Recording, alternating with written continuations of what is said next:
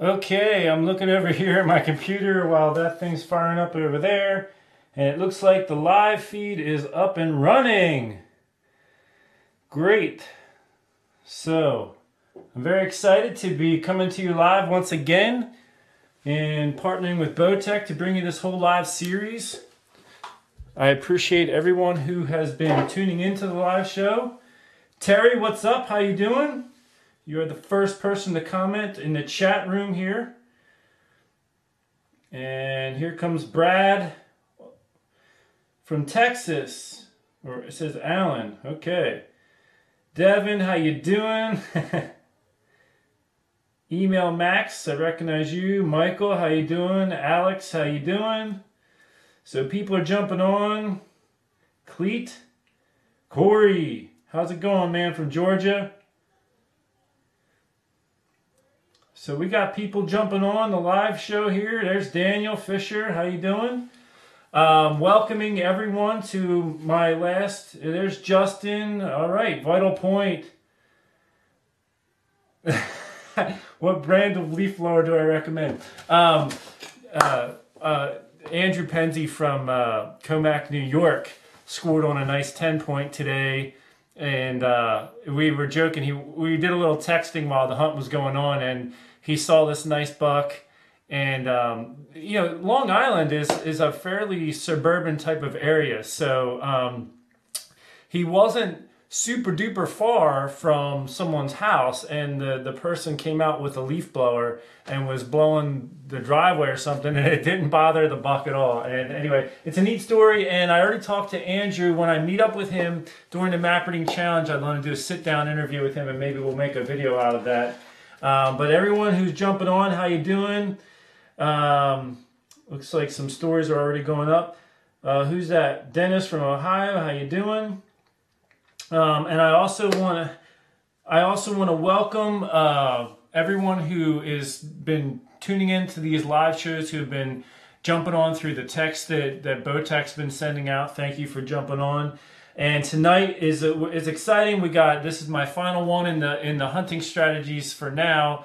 And you know, we started this series to help people get ready for hunting season, and the hunting season has just started for me. In fact, I had to forfeit a hunt tonight in order to be here to do this show. And so in order to not have to keep forfeiting hunts, because I need to get out there and get some meat for the family and get some video footage for my viewers, you know, I'm going to be discontinuing the live series for right now, and we'll see about if we want to pick it up later or not. Hey Kurt, how you doing? Joseph, what's up? North Carolina. Okay, tonight, the topic for tonight is I want to talk about preparing for a trophy hunt. And that could be, you know, it could be a long range thing. Like you could be, like I live in Pennsylvania. A lot of people travel out to the Midwest, you know, to go on a hunt, or even as close as Ohio. But there's a lot that goes on in a trophy hunt, and a lot of preparation. And so I want to talk about some of my insight for that. I also used to guide out in Illinois, and I would see a lot of stuff like hunters forgetting things, or I would even learn some things from the hunters.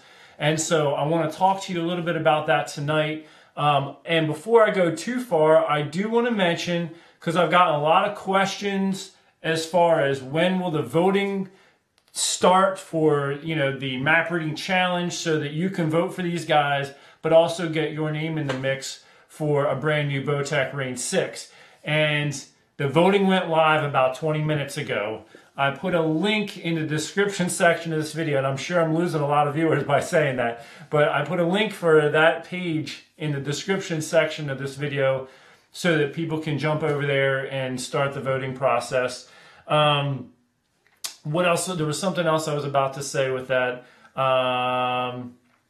So yeah, the actual scout trip videos began to air this week. We have 2 up now, so make sure you follow the series and help the guys out that way. I mean, the way they win is their total view count on their videos, the scout trip and the hunt video. and also the hunting score, and lastly the voting from the page, the web page that I just referred you to.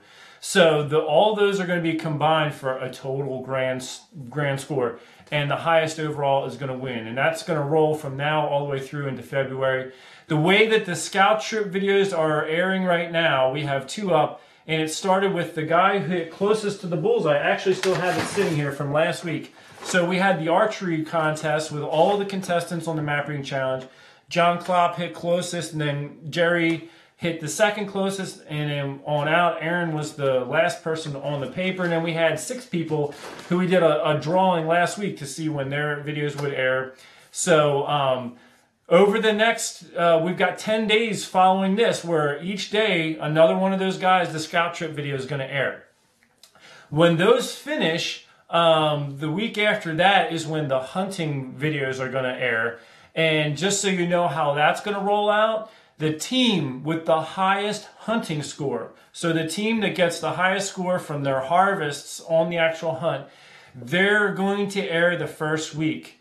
And the way it's going to, so there's going to be 3 guys a week, or their hunting videos are going to air.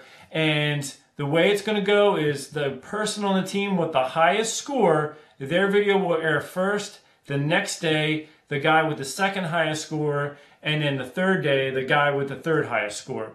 If there happens to be a tie, then it's going to revert back to who got closer on the archery shoot to determine which guy will air first for that team for that week. So it'll air, there'll be a 4-week series, you know, because there's 4 teams where they will all air. And then once they're all up, it's just a mad race to the finish line. And of course, the team that's going to air last, obviously they're airing last because their hunt score was the lowest. And that's going to make it the hardest for them to make up ground in the views and the voting and things. So make sure you stay on top of that to help your favorite team out and your favorite contestant. So that's some of the details. Now, one thing I will mention too, if this happens to be your first live show that you're tuning into for me, then I will just tell you that I am a one-man show here, and I'm just managing my YouTube channel for questions and things like that. So if you have a burning question you'd like to ask me, I'm not sure where you're watching this live stream from, if it's on a Bowtech page, a Facebook page, or wherever. If you want to ask me that question live, come over to the Sean's Outdoor Adventures YouTube channel when it's question and answer time, and I will try to field your question. When I do get to that point, again, I will just ask, if you have a question, make sure you put several question marks at the end of the sentence to help it stand out. Also, people are doing lots of conversing in the chat room here while I'm talking. And so in order for me to help me find your question, save it until the end when I ask for questions. Because if you put a question down right now, it's going to get buried most likely. So save the questions until that time. And I was asked about this last week. There is this thing that YouTube has called Super Chat. If you look at the line where you can type your thing, at least on mine, and I'm on a regular PC computer here, there's a line where I can type. It has my name and everything. And then underneath of that, there's a button you can hit to click enter. And just over from that, there's a smiley face and a $sign. I was asked about the Super Chat. People can make contributions by clicking on the Super Chat, and you can post like how much you want to contribute, whatever. Those of you who do that, if anyone does, thank you. Somebody was trying to do that last week and they were having trouble figuring that out. So I figured I'll just mention that. So let me transition now into tonight's topic. So tonight's topic is preparing for a trophy hunt. And this is a popular thing. There's a lot of hunters out there. Where I hunt in Pennsylvania, the hunting can be very frustrating. There's not very many deer per square mile. There's a lot of people who experience that. There's also a lot of people who are still kind of new to hunting, but they really crave that experience of encountering a big buck. And so sometimes they go out on paid hunts or things like that. So that's the type of stuff I want to address, but it's more than just a paid trophy hunt. I want to address hunting private land or public land, doing it yourself. So we're going to cover a lot of that. And the thing I want to start with tonight is your list of things, your packing list, the things you want to bring with you. And especially if you're new to this whole thing, I want to talk about how to create your packing list and then how to actually pack. So here's what I recommend to you. To create your packing list, sit down, try to be in a place where you have no distractions, and get a piece of paper, and then mentally go through everything you're going to do from when you leave your door to when you get in the tree stand for your hunt. And then note all the important things that you are going to need and encounter along the way. So some people don't even carry cash anymore, and you might be traveling in an area with toll roads. And so you really want to make sure you get some cash for the toll roads, especially if you don't have like an Easy Pass or some kind of a electronic payment device that will work in that state. Because if you're traveling out to a state you've never been to before, you want to make sure you don't get stuck by not being able to pay the toll. So even something as simple as that, go through each step of the way in your mind and be like, okay, I'm going to need money for tolls. And money for gas, whatever. Check the pressure in your tires before you leave. Check the oil level in your car before you leave. Check the fluids, all that kind of stuff. If you're driving, you don't want to break down on the way to your trophy hunt. So you got all that type of thing to just sit down and iron out. Go over, make sure that's all ready. If you're teaming up with somebody, like you're both going together, you're gonna have to fit all of your stuff in one vehicle. That, what are things that you can leave behind if there's not enough room? So all that kind of stuff gets pre-planned in your packing list. Secondly, and this is a very important thing in my opinion, is how to pack your vehicle. I usually am going by myself, and I have a bow case, a solid bow case, which if you have a choice between a soft or a solid bow case, I would go with solid, because there's a little more protection for your equipment. But I'm usually traveling alone.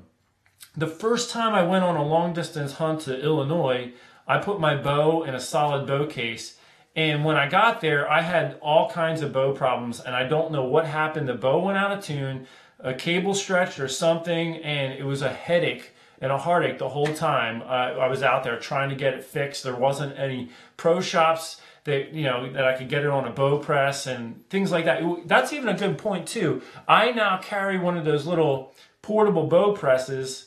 I forget the name of what it's called. I can look it up and later on put it in the description section of this video for when people are watching it after the live is over and it's posted to my channel.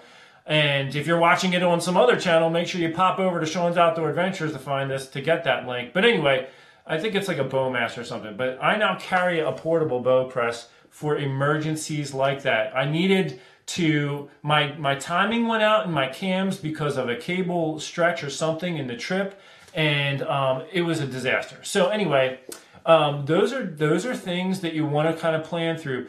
What I do now is I actually put my bow in the passenger seat right there where I can watch it the whole time, and nothing touches the bow. Nothing. I mean, I'm a little bit particular about it, and so that's my co-pilot, and that is crucial, because if you get there and your equipment is messed up, it's a big problem, especially if you're doing a do-it-yourself trip, even on public land. A lot of public land, they don't allow you to fire your bow for practice on the public land. So anyway, those are some things to think about. How are you going to pack your car or your vehicle, your truck? Another thing for me, this is critical, is my video camera equipment. Now, when your car is closed up during the day, the temperatures can get over 100 degrees. That's going to wreak havoc on your bow and your electronic equipment. You don't want it in the extreme heat for any period of time, especially your bow, because that's how your cables can stretch. And hey, maybe that's what happened way back then. Maybe it was in the car for a day or two in my travels, and I didn't have the car cooled down enough when it was parked in a location. I don't know, but those are all things to consider, and with your video, with all those things. So when you're packing the car, find places where things like that are not going to get damaged, or you can take care of them, make sure they stay out of the heat. And here's the last suggestion I make when you're packing your car. First of all, lay out the most important things first that you will not forget them. Your bow, if you're a self-filmed hunter like I am, your video equipment, and then your camouflage, and on down the list. Your license. Don't forget your license. So many people, and there might be people watching right now shaking their head, who go out on these trips and forget their license, and then they're trying to get someone to overnight it to them. Ugh, ugly mess. So your license, put it in the glove compartment, but the first thing you do, so that it's in the car and it's not going to be left behind. So those most important things, get those laid out first. As far as the actual packing goes, put things in first that you will need last. Like, let's say you're bringing, I'll just be crazy hypothetical. Let's say you're bringing 10 sets of clothes so that you don't have to wash clothes at all on a 10-day hunt. Put those, put most of the clothes that you're not going to need right away in first, because other stuff's going to get piled on top. And, when you get out there, you might not be able to, or have time, or want to unpack every single thing in the vehicle. So you just get those things on, make sure the things that are most critical are on top for when you get there. Okay, so now what I'm going to do is transition over to my board here. I got some things I want to cover over here. Let's talk about your different options for doing a trophy hunt. So your hunting location is what I have up here.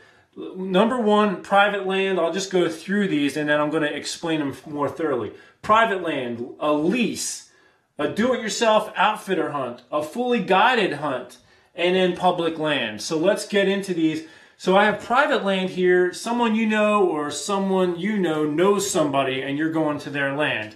Now, in all of these instances, obviously it's great if you can get out there and take a walk around the land. In August is probably a good time for, getting into the season, because you can maybe get a handle on if there's oak trees, if there's acorns in the oak trees. That's going to have a huge impact. Food sources, like with that. There are years where great producing oak trees are not producing. They don't produce every year. They're cyclical. Some years they're on, some years they're off. If you're going there in a year that they're off, and you're planning to hunt an oak flat and there's no food there, you're not going to probably have many deer. You got to find a secondary food source that they're going to be hitting. And so that's why being out there in like August is a good time, because you're not too super close to the season, but you can kind of usually see using binoculars looking up in the trees if those acorns are there. And so identifying those types of things. If there's shooting lanes that need to be cut, that's the time to do it. Like if you're on someone's land and they're okay with you cutting a few shooting lanes, and don't, like I talked about last week, don't go crazy. Just give yourself some lanes, but leave yourself some cover too, so that you're not easily spotted by the deer. Okay, so and that's that situation where if you know the person, you can get out there, try to get out there. Another thing is ask the person, hey, if I leave a couple trail cameras, can you swap out the cards once in a while, or let me know what's on them? You got that possibility. Or if they're a farmer or whatever, you can say, hey, let me know if you're seeing deer, what they're doing, what time of day. Use that resource to get your information as much as you can. Now, sometimes people will actually get a lease for the year. There are a lot of states where you can go online and find places that are leasing for the year. Let's say you've got a chance, well, maybe several weekends, you want to do a rut hunt, but several weekends throughout the season, you want to try to get out to a property where you just have the rights to that property. There are places you can get a lease, but then, when you're doing something like that, find out what's allowed. Can I put my own food plots in? Am I the only person hunting the lease? All those details, read those leases carefully, or if you're presenting a lease, make sure, sometimes you can get that type of thing online, look it over, make some modifications, present it to the person, and as far as rates go, it's all over the place depending on what state you're going into. But a lease is an option if you want to do an out-of-state hunt. Do-it-yourself outfitter. This is a good option. I have friends that do it. It's a little bit less expensive. This is especially good if you're a more experienced hunter and you just want access to land. It's similar to a lease, only there will be other people hunting it on the week that you're not there, or the weekends. Maybe, sometimes they have different options. Sometimes you can go out on a couple weekends. Sometimes it's just for a week. You get in there for a week. And a lot of times on these do-it-yourself outfitters, they'll say, okay, I'm just going to make up a number. Let's say it's a 500 acre piece of land. They give you access to the land. Some they'll have lodging for you. Some they'll have food for you. Some it's all on you. You got to go get a hotel. You got to get all your meals. So those are all things you got to look into. Where are you going to get your food if you're going on that? How are you going to cook the food? If you're staying in a hotel, some hotels you can get a stove, some you can't. So look into all that in advance. But anyway, getting into the property, let's say it's a do-it-yourself hunt. I'm going to use the board here and do a little drawing. Let's see, do I have enough here? Let's move that over a little bit. Let's say that this blank side over here is the property, this 500-acre piece of land. What you can do with the landowner or the outfitter in advance is say, do you have any maps of the property? And do they show where your tree stands are? Because a lot of these outfitters will have a few tree stands up and they'll show you where they're at and they'll say, here's some stands to get you started. And then once you start getting a feel for the land, you can bring your climber or a portable stand and bounce around to what you like. So let me draw a couple potential tree stands. Let's say there's a tree stand here, here, here, here, and right there. Okay, that's where the tree stands are located. There's a river here, and this is still part of the land. This is a river maybe you can't cross, you can't wade through. And maybe over here there's a big ag field, okay? I'll just put it... Okay, so here's your stand locations, things like that. Now, one thing to ask yourself is, of course, this is not the scale. I mean, 500 acres, this would be representative of like 30 acres probably or less. But let's just pretend it's 500 acres. So one thing to think is, if other people are hunting on this outfitter's do-it-yourself outfit, these stands are going to all get hit first every week. And so if you know that in advance, you can say, all right, where are some key travel corridors that the deer might use that I can get into that aren't right where these stands are? So, you can be looking to set up here. You can be, look, maybe here's a nice path between the two stands. You can look to set up here. And if this is if you're in the Midwest, some of the rivers and streams are so eroded on the banks, it's like a 12-foot drop off. And it's like almost like you're jumping to death if you jump off the cliff. And it's not something that animals are going to be able to cross easily. So a lot of times on something like this, you're going to have travel corridors along there because it creates a barrier. And so, that's why I drew the circle here. Is you've got a potential travel corridor here, and you can expect some movement along that can't be passed, things like that. So my point to you is strategy in advance. Even if you have little or minimal time to look at, or no time to look at the property before you can go hunt there. And, based on, you could even look here for a tree stand location. I would even do that. Like if the tree stands are evenly placed, let me look between them for travel corridors on the do-it-yourself outfitter, things like that. This will apply in a lot of situations. Always try to figure out where's my hunting pressure going to be when I'm not there, and what's that going to do to the deer movement. And so this is all my advice to you to be successful on a trophy hunt, and especially if you're a lot of people who are doing these do-it-yourself outfitters. Now, let me erase this for a second. All right. Now let's say our next one on the list is fully guided. And I put this here to make sure I didn't forget this. Let's say I'm talking about this right now and you're getting your interest piqued and you're thinking, man, you know what? I'd really like to do a trophy hunt this year and I'm not set up for it. I haven't already booked it. It's late in the day. The season's already started in most states. What do I do? Well, here's something you can do. You can call outfitters or even do-it-yourself outfitters and say, have you had any cancellations? If not, will you put me on your list to be notified if you do? A lot of outfitters will actually discount that spot on that week of the hunt. So these people who are already there, they've paid a deposit, a non-refundable deposit. And what a lot of outfitters will do, because they want to still get the full money out of that, is they will sell that spot at a discounted price. Actually, they'll take off usually the amount that was deposited. So let's say it's a $2,500 hunt and it was a $500 deposit, well, you might be able to get in there for $2,000, something like that. So right now, today, this is something you could look into. You could even call around do-it-yourself outfitters. Do you have any last-minute openings? Or maybe they have openings that they just never filled, and maybe they're willing to negotiate. Like, okay, our rate is normally $1,300 for a do-it-yourself hunt. Hey, would you take $1,000 or $900? You can try to, get a little, and those few $100s will pay for your license, or it'll pay for some of your travel or whatever. So now on the fully guided hunt, let's say, again, we have the fully guided property here, 500 acres. And let me kind of shrink it this time. That huge field I drew last time, let me just say, let's say that's the field. Okay, let's get some more stands on the board here. So let's say we have, stands all over this property here. Let me just draw a bunch, Again, this is 500 acres. So 2, 4, 6, 8, 10. There's 10 tree stands on 500 acres. That's not too bad, right? So now, here's what I would say. I worked for an outfitter for years, and I'm going to say this because it actually happens, but it's a shame. So one of the outfitters that I worked for, and I worked for different ones, one of them worded on his website that every hunter gets X amount of stands for the week, and there are freshly hung stands that no one else has been in. They're just set for them, and every week all those stands are taken down and put in new locations for the next week.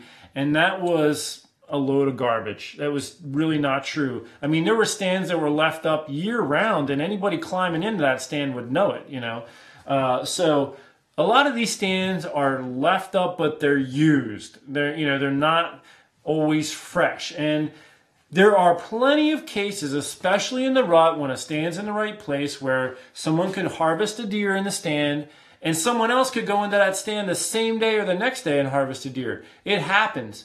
But there's a lot of situations, maybe even the majority, where that's not good practice. You don't want to burn out a stand. You don't want to be in a stand too much. Now, if you look at the outfitter here, going back to my last example, sometimes these stands get burnt out. Also think about when you're going on your trophy hunt. When I worked for the one outfitter, and I told you that I learned some stuff from the hunters that came in, I learned from, his name was Sam, and I have no idea whatever happened to him, but his name was Sam. Anyway, he came in and he hunted at the outfitter that I worked for my first year there. He had hunted with them several years. And the year before I was there, he was the only person who harvested a deer the week he was there, and he was there the last week of the rut, like the last week of the season. And he harvested his animal using his own climbing tree stand. My point is this: the tree stands that the outfitter had been running throughout the hunting season were essentially burnt up. The deer were onto it, they were avoiding it. The hunters that were still using those stands were not having success. The guy took his climber and he was seeing, let's say he was sitting this stand, and he had 2 occasions where he saw a good buck coming out of the field here. So he took his climber and sat right there and harvested that buck. And so bringing a climbing tree stand even to a fully guided hunt, if they allow it, is a very good idea, or even just a portable stand. Here's another thing to do. Look into what policies are. Some outfitters do not allow you to move around. Like if they drop you off at this stand, let's say they drop you off here, you're not allowed to leave that stand. They'll come and pick you up at that stand. And that was actually the policy where I worked at the one outfitter I'm talking about. But there was a guy who, we set him up in this stand. It was a hot stand, but the guy was a little bit nervous of heights, I guess, and I think he felt the stand was a little too high. So he actually got down and went over to the next stand, which was a ladder stand, and got up in that. And he ended up harvesting a nice 130-inch 9-pointer that morning. And let's alter the details, though. Let's say that it wasn't that he was a little bit nervous in the stand because it was too high for his comfort. Let's say the wind changed, or maybe the deer are spooking that are coming by the stand. if you're allowed to bump over to the next stand, that's not a bad idea, especially in the rut. If this stand, something about it with wind direction, or maybe it's down in a gully and the wind is just not working or whatever, ask, am I allowed to bump over to the next stand, if or whatever. So those are little things you can do, because if not, you could be stranded there. And sometimes you might not have cell phone service, and you're trying to text your guide saying, hey, I need to get moved or something, and he's not getting the message because you can't get a signal. So check into those things in advance. And again, if you can get a map of the property that has tree stand locations, the most current ones, or even if they're old ones, it'll give you an idea of the areas that are being hunted, and you can still look for like these areas right here where there was previously no stand right here. And so this might be an area that you might want to look at possibly setting up when you're on your hunt if you're not having success in the stands they're putting you in. And so look into all their policies as far as being able to move, or what, is it I go where I'm told, or can I say I want to sit there? I remember the very first year I got it, and I have a buddy, Josh, who, this 11 point, let me just slip over here. So my first year I guided, I met Josh Eiler. He owns his own excavating business out in the Pittsburgh area. And he lets me come out and hunt with him on a farm once in a while. And I harvested this 11 pointer on that farm with Josh. I met him on, when I first was guiding out there in Illinois, and he saw like a 180 class buck one night, and it just wasn't close enough. And he desperately wanted to go back and get another crack at that deer, but his guide would not let him go back to that spot. He's like, I don't want to burn the spot up. I mean, from the guide's perspective, I understand, but here you got a guy who's paying thousands of dollars for a hunt, and he's saying, let me get at least one more crack at that animal. The guy wouldn't let him do it. He never got to go back to that stand. And I know for me personally, that would really burn me up. So that's something you might want to ask the outfitter in advance as well. Like, am I allowed to say, if I have an experience like that, can I go back to the stand? Or am I going to get like iched by the guide if the guide doesn't want me hunting that, whatever. So look into all that kind of stuff. All right. These are all some ideas to help you be successful, again, on a trophy hunt, and that is a situation with a guided hunt. And lastly, I want to talk about public land. You know me, I'm a public land hunter for the most part. I shot I'll zip back over here for a minute. We got the camera hand. This 7 point here, I shot that I went in blind on public land to Iowa last year. Never ever stepped foot in the state of Iowa before last year. I drove out there in the dark, got out of the car, and I was going to spots that I had picked out on the map in advance from my map reading. And I passed on a lot of good deer, a lot of deer better than this, but it got to the end of the week and I was like, okay, if like a 120-inch 8-point comes by, I'm going to shoot, because I don't want to go home empty-handed. It's way too expensive. It cost me well over, a couple thousand. Once you factor in the cost of the tag, which was probably close to $700 when you factor in all the preference points and everything else, and then the travel, the lodging. I mean, I was probably under $2,000, but it was still a lot of money for me.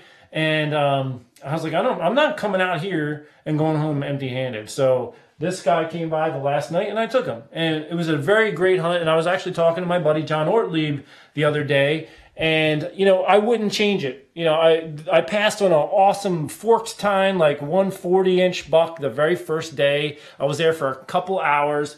And, if I could go back and do it again, I probably would have taken that buck, because he was so neat with the forked tines. And there's video of him if you've never seen it. Watch my Iowa hunting trip from last year. But anyway, I wouldn't change it, because being there for the whole week was a huge education. I learned so much. I learned about just how much temperature impacts the rut. I mean, in Pennsylvania, we don't have quite the elaborate rut activity in a lot of Pennsylvania. I mean, like where I shot that 11 point over there, it's a lot better than where I live, because there's a lot more deer per square mile over there. There's a lot more competition with bucks. Where I live, there's not a lot of deer. You don't really get that full rut experience. But out there, you do. I mean, I was seeing 10, 15 bucks a day, and they weren't doing anything because it was just too hot. And this is actually a good point if you're planning a do-it-yourself trophy hunt or any kind of trophy hunt. it was a record-breaking hot November for Iowa last year, and it wasn't until the end of my hunt that the temperatures finally broke and dropped off. I got a text. I just want to make sure it's nothing critical. Okay.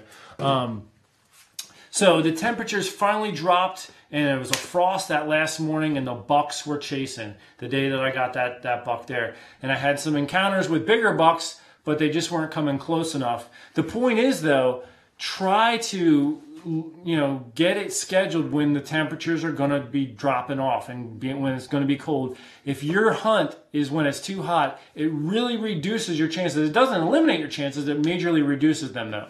So when it comes to public land, I had the flexibility. Like, I already had the trip scheduled and I was all set to go. But if it was a last minute thing where, they're just calling for super hot temperatures in the 80s or 90s that week, and then the next week they're calling for it to drop off, if I could have changed my schedule, I would have tried to work that. And you have the flexibility when you're doing something like public land, because you're not, you don't have a time frame booked. When you have somebody private land up here, you might be able to adjust it as well. And so those are some things to think about. How is temperature going to play into your hunt? And try to get it in there when it's going to be cold, if you're doing a rut hunt especially. And a rut hunt really is one of your best times to really get a chance at a trophy animal. So I'm going to say one more thing, but before I do, I'm going to start taking questions in a second here. So start putting your questions up with question marks at the end of the sentence, and I'm going to be fielding those in a minute. But when you're trying to schedule your hunt, try to do it when those temperatures are cooled off, because that rut activity is what really gets the big boys on their feet. I really like to focus my energy in the very beginning of the season while the deer are still on their summer patterns before they get pressured and things like that. And then I focus my energy on the rut, because that mid-season, if they're getting pressured, it's a little bit harder to get at them sometimes. Especially this year is really hard because there's a huge acorn crop this year, at least in the states I'm hunting, Maryland, Pennsylvania, New York. And when there's that many acorns, the deer can go to their hiding spots, and stay there and just eat the acorns and not have to leave. They don't have to travel. And it's in their traveling is when we normally get our crack at them to harvest them. So when there's this many acorns, it really makes it difficult for us as hunters, because the deer just don't have to travel. So first week of the season and then the rut, those are the times I'm focusing most of my energy. And now I'm over here to field a couple questions as we come near to the end of our last live show for now. When does the rut usually start? Is the first question I have from Michigan Outside. It's going to vary, but when you're in the northern region of the country, usually the very end of October is when your first does are coming into estrus. This is a generalization, but that's typically what happens. So the very end of October, like Halloween, is a hot day for hunting, in my opinion, because that's when a lot of the deer just start kicking in. Some of your big boys are finally getting up on their hoof and looking around to check scrapes. There's not a lot of does in heat yet, and so it's a good time to catch a buck moving. And especially if the temperatures are cold enough. If the temperatures are hot, they're going to stay in their beds a lot of times. So that's just going to delay everything until the temperatures start to drop. But right around Halloween is when things start to get good. And don't get tricked by a lot of the young bucks. They get really excited coming into the later part of October. And if you see young bucks chasing does, that doesn't mean anything. All that means is the young bucks are excited. It doesn't mean the does are close to estrus yet. And there's a lot of young hunters who say, oh, I see chasing already. That's not like necessarily an indication that the does are coming into estrus. It's just the young bucks excited. It's when you see the big mature bucks trailing the does. That's when the does are starting to come into the heat.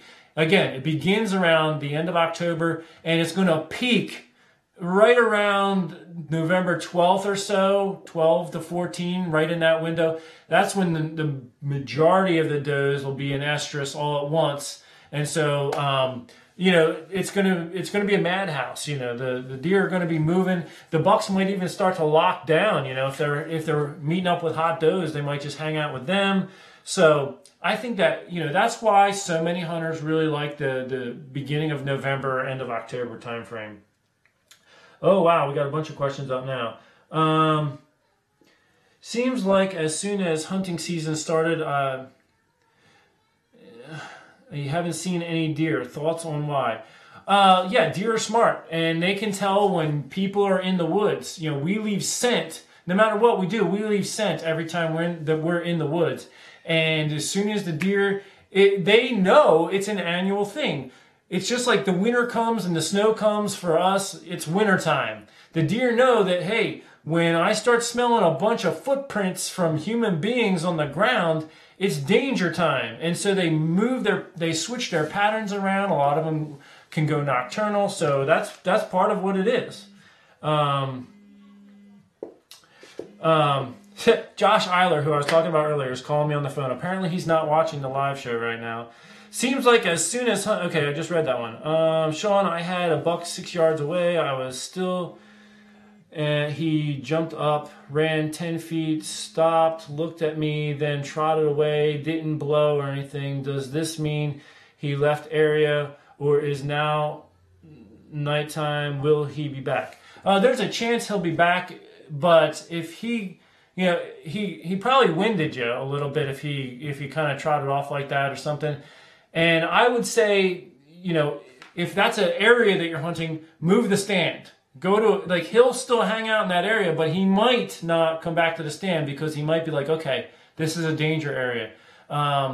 So either that or stay away from the stand for a couple weeks, hunt somewhere else. And, you know, the deer may come through there in the nighttime. And if he realizes that your scent isn't there and he doesn't think you're coming back, well, then maybe he'll get back into his routine. Let's see. Can we get more detail on your Iowa hunt last year, located, land, stay, food, etc.? I don't like to tell people where I hunt. I love you guys, but hey. But Iowa's a great place to hunt. Pretty much the whole state is good. The whole southern tier. I was in the southern part of Iowa, I'll tell you that much.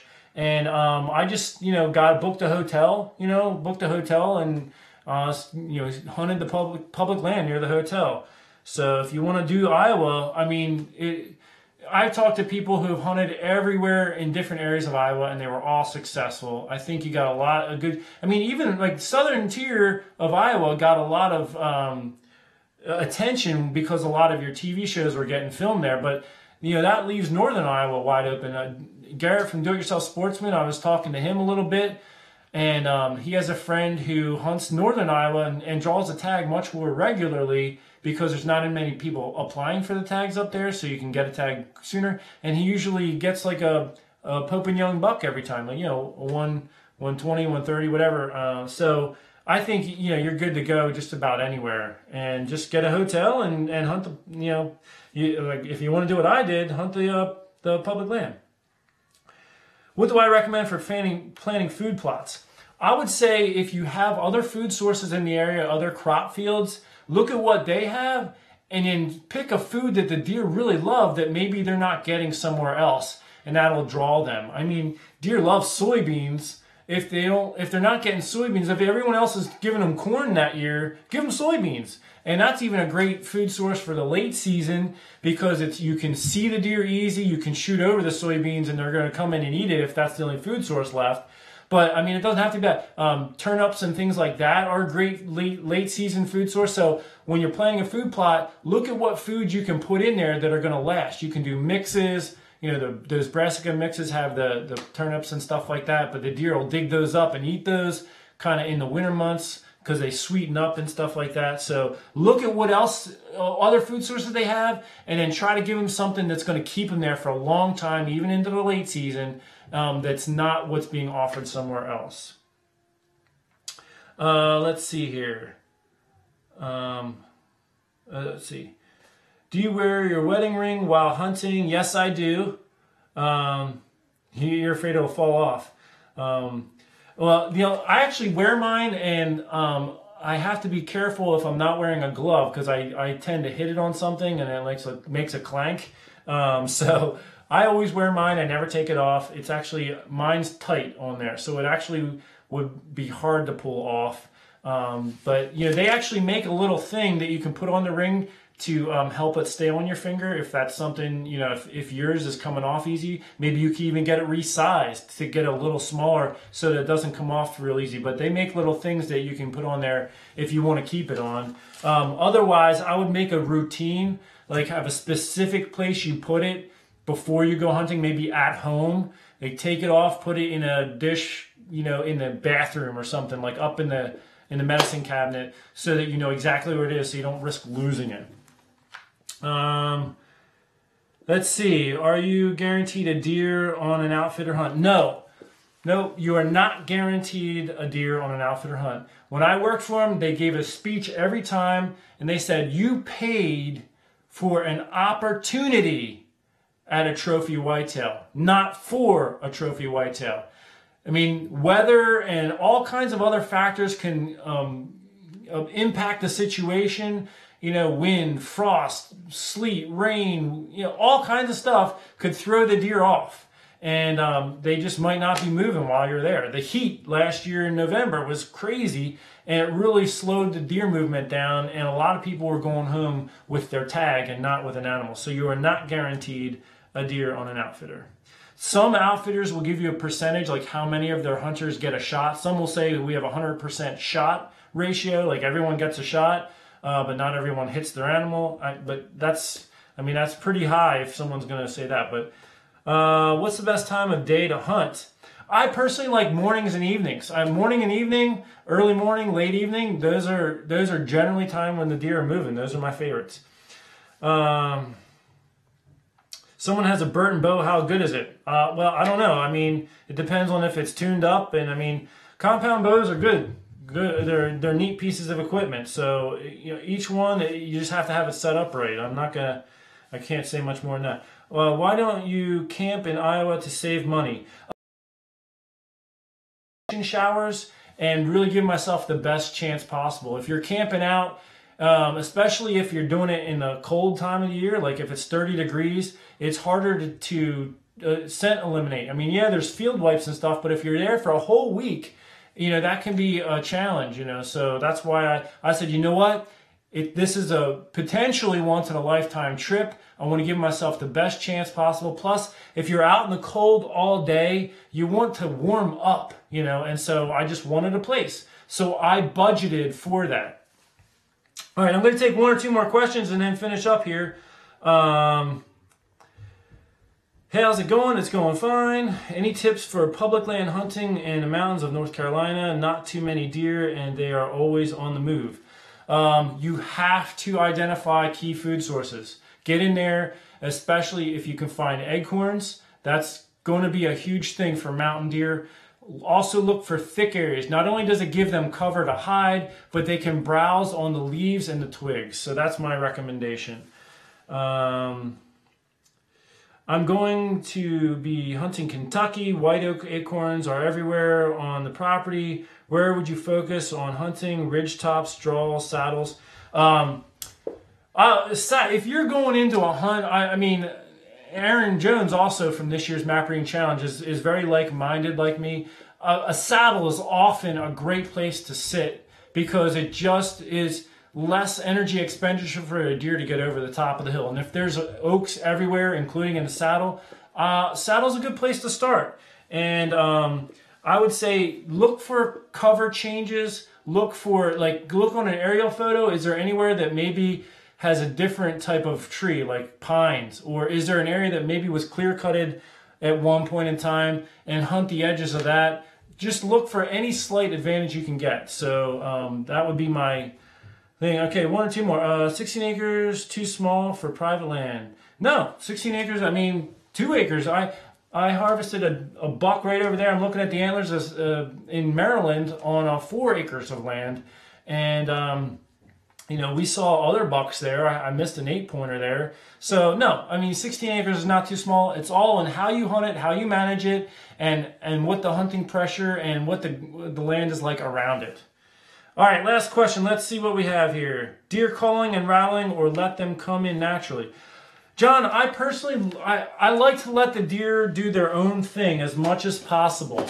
If things are just not working out, like the deer aren't moving, they're not coming my way, and the wind is in my favor, then maybe I'll do a little blind calling to see if I can make something happen. And there have been times I've called in animals that way. If you see a deer moving and it's not coming your way, it's definitely not coming your way, and the wind's in your favor, and you want to try doing some calling, then yeah, I would say go for it. So, so thank you everyone so much for joining me throughout this series, the live shows, and you know, we've got a whole bunch of Mac Breeding Challenge videos coming out, and every spare moment of my day, I'm trying to get these things put together. That's another reason why I don't have time for the live shows, is because I've got a tremendous amount of editing and video footage I've got to sift through to get the videos out in time for everybody.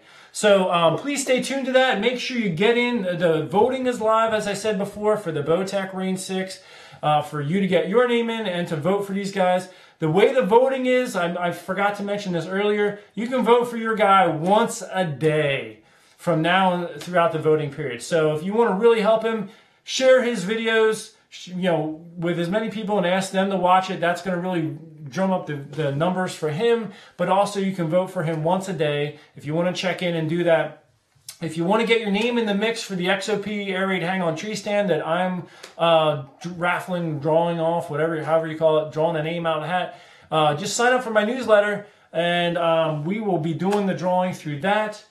Thank you, everyone. God bless you, and thanks for, I really appreciate everyone tuning into the series, and I wish you the best out there. I'm hoping to get out. I know there's been a lot of people who've actually complained this week asking me for hunting videos, and I can only get a video up if I can get out hunting and get a deer. And I can't do that right now because I'm standing here. So everyone, you got to be patient with me, and I need the, you know, the details, everything to work out for me so I can get a deer.